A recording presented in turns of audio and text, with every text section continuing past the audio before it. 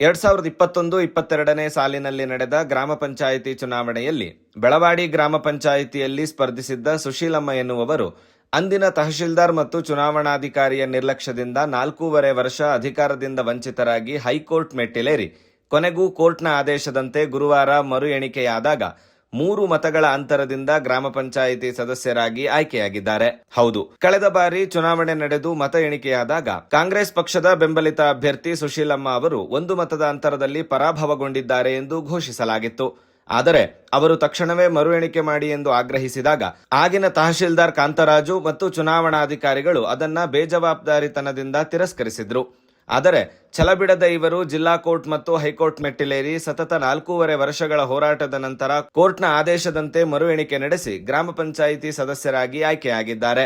ಆಯ್ಕೆಯ ಬಳಿಕ ಅವರ ಪತಿ ಕೃಷ್ಣಮೂರ್ತಿ ನಾಯಕ್ ಮಾತನಾಡಿ, ಇದು ಸಂವಿಧಾನ ನಮಗೆ ನೀಡಿರುವ ಹಕ್ಕು. ಇದರಿಂದ ಸಂವಿಧಾನ ಎಲ್ಲರಿಗೂ ಸಮಾನ ಎಂಬುದು ದೃಢವಾಗಿದೆ. ಇನ್ನು ಅಧಿಕಾರಾವಧಿ 3 ರಿಂದ 4 ತಿಂಗಳು ಮಾತ್ರ ಇದ್ದು ಅದರಲ್ಲೇ ಹೆಚ್ಚು ಜನಸೇವೆಯನ್ನ ಮಾಡಿ ಜನರ ವಿಶ್ವಾಸವನ್ನ ಗಳಿಸುತ್ತೇವೆ ಎಂದರು. ನಾನು ಕೃಷ್ಣಮೂರ್ತಿ ಅಂತೇಳಿ ಭಕ್ತರಲ್ಲಿ ಬೋವಿ ಕಾಲೋನಿಯ ಒಬ್ಬ ಕಾರ್ಯಕರ್ತ. ಇವತ್ತು ಸಮಾಜದಲ್ಲಿ ಸ್ಥಾನಮಾನ ಇದೆ. ನನಗೆ ಸಮಾಜದ ಅಧ್ಯಕ್ಷನಾಗಿ ಕೆಲಸ ಮಾಡ್ಕೊಂಡು ಹೋಗ್ತಾಯಿದ್ದೆ. ಅದರ ಸಲುವಾಗಿ ಮಹಿಳಾ ಮೀಸಲಾತಿಯಲ್ಲಿ ನಮ್ಮ ಯಂಗ್ಸರ್ನ ಗ್ರಾಮ ಪಂಚಾಯತಿ ಚುನಾವಣೆಗೆ ಸ್ಪರ್ಧಿಸಿದ್ದೆ. ಅದರಲ್ಲಿ ಚುನಾವಣೆಯಲ್ಲಿ 1 ಓಟು ಹಿನ್ನಡೆ ಆಯಿತು. ನೀವು ಸೋತಿದ್ದೀರ ಅಂತೇಳಿ ಅಧಿಕಾರಿಗಳು ಹೇಳಿದ್ರು. ಇಲ್ಲ, ನಮಗೆ ತಪ್ಪು ಮಾಹಿತಿ ಕೊಡ್ತಾಯಿದ್ರ, ನಮಗೆ 4 ಓಟು ಜಾಸ್ತಿ ಬರಬೇಕು, ಹಂಗಾಗಿ ರೀಕೌಂಟನ್ನು ಮಾಡಿ ಮತ್ತೆ ಮರುಚುನಾವಣೆ ಮಾಡಿರಿ ಅಂತೇಳಿ ನಾವು ಕೇಳಿದಾಗ ಇಲ್ಲ ಯಾವುದೇ ಕಾರಣಕ್ಕೆ ಟೈಮ್ ಇದೆ, ನಾವು ಮಾಡೋಕ್ಕಾಗಲ್ಲ ಅಂತೇಳಿ ನಿರ್ಲಕ್ಷ್ಯ ತೋರಿಸಿ ನಮ್ಮನ್ನೆಲ್ಲ ಪೊಲೀಸ್ನವ್ರು ಬಿಟ್ಟು ಆ ಚುನಾವಣಾ ಶಾಲೆಯಲ್ಲಿದ್ದಂಥ ಎಲ್ಲ ಆಚೆಗೆ ದುಬ್ಬಿ ನಮಗೆ ಅವಮಾನವನ್ನು ಮಾಡಿದರು. ಅದ್ರ ಸಲುವಾಗಿ ನಾವು ಚಿಕ್ಕಮಗಳೂರು ಡಿಸ್ಟ್ರಿಕ್ಟ್ ಕೋರ್ಟಿಗೆ ಮೊರೆ ಹೋದ್ವು. ಆ ಕೋರ್ಟಲ್ಲಿ, ಓಪನ್ ಕೋರ್ಟಲ್ಲಿ ಪಾಪ ನ್ಯಾಯಸಮ್ಮತವಾಗಿ ವಿಡಿಯೋ ಕಾನ್ಫರೆನ್ಸ್ ಮೂಲಕ ಚುನಾವಣೆ ಕೌಂಟಿಂಗ್ ನಡೀತು. ಅದರಲ್ಲಿ ಬಹಿರಂಗವಾಗಿ ಎಲ್ಲ ಕೋರ್ಟು ಜಡ್ಜ್ಗಳ ಮುಂದೆ 3 ಓಟು ಜಾಸ್ತಿ ಬಂತು. 3 ಓಟು ಜಾಸ್ತಿ ಬಂದಾಗ ಅದನ್ನು ಆರ್ಡ್ರಿಗೆ ಇಟ್ಕೊಂಡಿದ್ರು. ಅದರಲ್ಲಿ ಸ್ಟೇ ತಂದ ಮುಖಾಂತರ ನಾವು ಹೈಕೋರ್ಟಿಗೆ ಮೊರೆ ಹೋದ್ವು.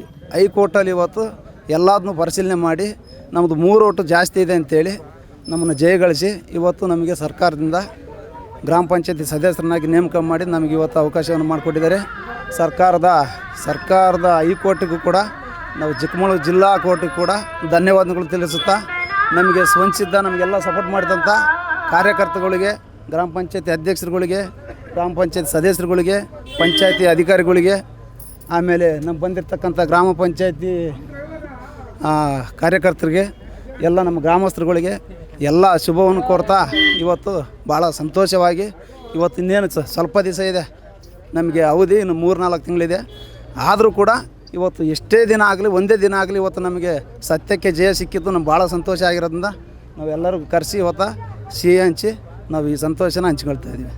2021-22ನೇ ಸಾಲಿನಲ್ಲಿ ನಡೆದಂಥ ಗ್ರಾಮ ಪಂಚಾಯತಿ ಚುನಾವಣೆಯಲ್ಲಿ ನಮ್ಮ ಇವತ್ತಿನ ಈ ಮೆಂಬರ್ ಆಗಿರುವಂಥ ಸುಶೀಲಮ್ಮ ಅವರಿಗೆ 1 ಮತದಿಂದ ಹಿನ್ನಡೆ ಅಂತ ಹೇಳಿರ್ತಾರೆ. ಯಾರು ಅಧಿಕಾರಿಗಳು ಹೇಳಿರ್ತಾರೆ.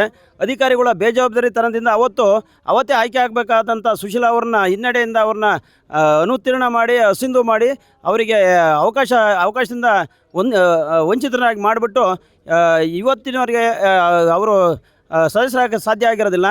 ಅದಕ್ಕೆ ಕಾನೂನು ಹೋರಾಟ ಮಾಡಿ ಇವತ್ತು ಕಾನೂನು ಹೋರಾಟದಿಂದ ಕೋರ್ಟ್ ತೀರ್ಮಾನದಂತೆ 3 ಮತದಿಂದ ಜಯಶೀಲರಾಗಿರ್ತಾರೆ. ಅದರಂತೆ ಮೊನ್ನೆ ಅವರಿಗೆ ಪ್ರಮಾಣ ಪತ್ರವನ್ನು ಕೂಡ ನೀಡಲಾಗಿರುತ್ತೆ. ಈಗ ಈ ಹಿಂದೆ ಒಂದು 4.25 ವರ್ಷ ವಂಚಿತರಾಗಿ, ಇದಕ್ಕೆ ಕಾರಣ ಅಧಿಕಾರಿಗಳದ್ದು ಬೇಜವಾಬ್ದಾರಿತನ ಅಂತ ಈ ಸಂದರ್ಭ ನಾನು ಹೇಳಲಿಕ್ಕೆ ಇಷ್ಟಪಡ್ತೀನಿ. ಯಾಕೆಂದರೆ ಅಧಿಕಾರಿಗಳು ಯಾವುದೋ ಒಂದು ಆಮಿಷಕ್ಕೆ ಒಳಗಾಗಿ ಯಾವ ಥರ ಬೇಕಾದರೂ ಮಾಡ್ಬೋದು. ಆದರೆ ಇವತ್ತು ನ್ಯಾಯಕ್ಕೆ ಜಯ ಸಿಕ್ತು.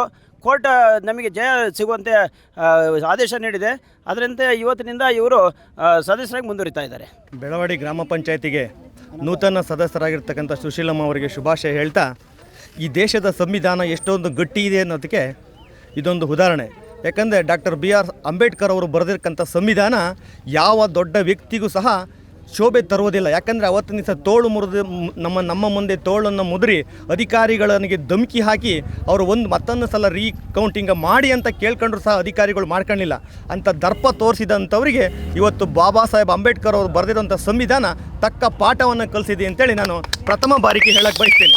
ಹಾಗಾಗಿ ನಾವು ಹೋರಾಟವನ್ನು ಮಾಡಿ ನಾವು 4 ವರ್ಷ ಅಧಿಕಾರವನ್ನು ಕಳ್ಕೊಂಡಿದ್ರೂ ಪರವಾಗಿಲ್ಲ, ನಾವು ಒಂದು ದಿವಸನಾರಾಗಲಿ ಅಧಿಕಾರವನ್ನು ಸ್ವೀಕಾರ ಮಾಡಲೇಬೇಕು ಅನ್ನೋ ಒಂದೇ ಒಂದು ಉದ್ದೇಶಕ್ಕೆ ನಾವು ಇವತ್ತು ನ್ಯಾಯಾಲಯದ ಮೊರೆಯನ್ನು ಹೋಗಿ ಇವತ್ತು ನಮಗೆ ನ್ಯಾಯಾಲಯ ಜಯವನ್ನು ಕೊಟ್ಟಿದೆ.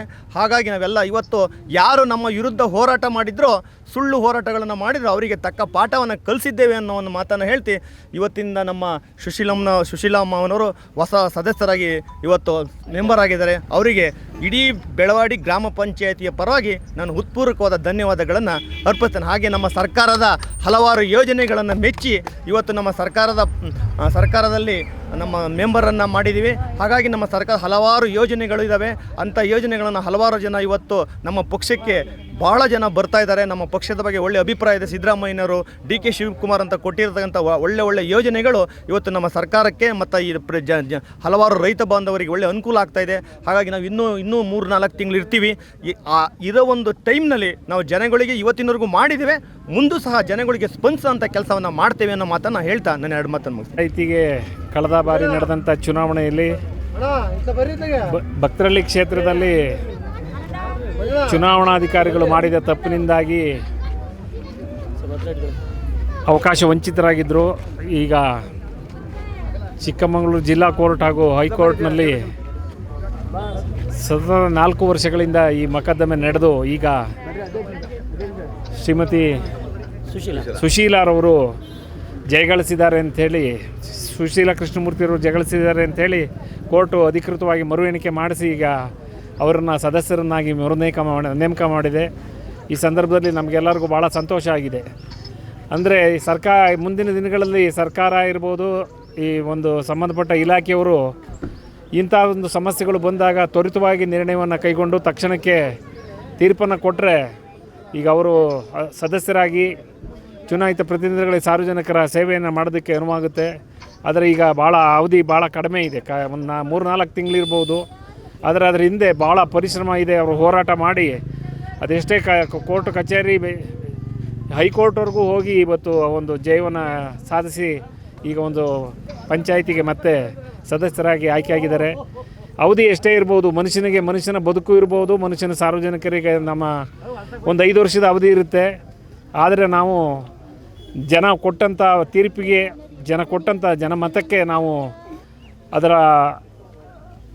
ಅದರ ಪರವಾಗಿ ಜನರ ಇಚ್ಛಾನುಸಾರವಾಗಿ ಅವರ ಸೇವೆಯನ್ನು ಮಾಡಬೇಕಾದ್ದು ನಮ್ಮದು ಆದ್ಯ ಕರ್ತವ್ಯ. ಯಾರು ಬಂದು ನಮ್ಮ ಸೇವೆ ಮಾಡಿ ಅಂತ ಯಾರು ಸಾರ್ವಜನಿಕರು ಮತದಾರ ಯಾರು ಬಂದು ನಮ್ಮನ್ನು ಕರೆದಿರೋದಿಲ್ಲ. ನಮ್ಮ ವೈಯಕ್ತಿಕ ಆಸೆ ಹಿತಾಸಕ್ತಿಯಿಂದ ನಾವು ಬಂದಿರ್ತೀವಿ. ಈಗ ಅವರಿಗೆ ಸುಶೀಲಮ್ಮ ಅವರಿಗೆ ಭಾಳ ಒಂದು 4 ತಿಂಗಳಿರ್ಬೋದು. ಅಷ್ಟರಲ್ಲೇ ಎಲ್ಲ ಪ್ರತಿ ಆ ವಾರ್ಡಿನ ಮನೆಗೆ ಕೇಳಿ ಈ ಪಂಚಾಯಿತಿಯಲ್ಲಿ ಮಾಡ್ಬೋದಾದ ಕೆಲಸ, ನೈರ್ಮಲ್ಯ ಇರ್ಬೋದು, ಕುಡಿ ನೀರಿಂದಿರ್ಬೋದು, ಸಣ್ಣ ಪುಟ್ಟ ಸಮಸ್ಯೆಗಳನ್ನು ಕೇಳಿ 4 ತಿಂಗಳ ಅವಧಿಯಲ್ಲೇ ಜನಮೆತ್ತುವಂಥ ಕೆಲಸವನ್ನು ಮಾಡಿ ಜನರ ಪ್ರೀತಿ ಪಾತ್ರರಿಗೆ ಆಗಲಿ ಅಂಥೇಳಿ ಅವರಿಗೆ ಈ ಸಂದರ್ಭದಲ್ಲಿ ಉಪಸ್ಥಿತಿರ್ತಕ್ಕಂಥ ಎಲ್ಲರ ಪರವಾಗಿ ಹಾರೈಸ್ತಾ ಒಂದು ನ್ಯಾಯಾಲಯದ ತೀರ್ಪನ್ನು ಎಲ್ಲರೂ ಗೌರವಿಸಿ ಈ ಒಂದು ಸಂದರ್ಭದಲ್ಲಿ 2 ಮಾತಾಡೋಕ್ಕೆ ಅವಕಾಶ ಮಾಡಿಕೊಟ್ಟು ಎಲ್ಲರಿಗೂ ಒಂದ್ಸಿ ನನ್ನ ಮಾತನ್ನು ಮುಗಿಸ್ತೇನೆ. ಸ್ಥಳದಲ್ಲಿ ಸ್ಥಳೀಯ ಮುಖಂಡರು ಹಾಗೂ ಜನಪ್ರತಿನಿಧಿಗಳು ಹಾಗೂ ಕಾಂಗ್ರೆಸ್ ಪಕ್ಷದ ಮುಖಂಡರು ಹಾಗೂ ಕಾರ್ಯಕರ್ತರು ಉಪಸ್ಥಿತರಿದ್ದರು.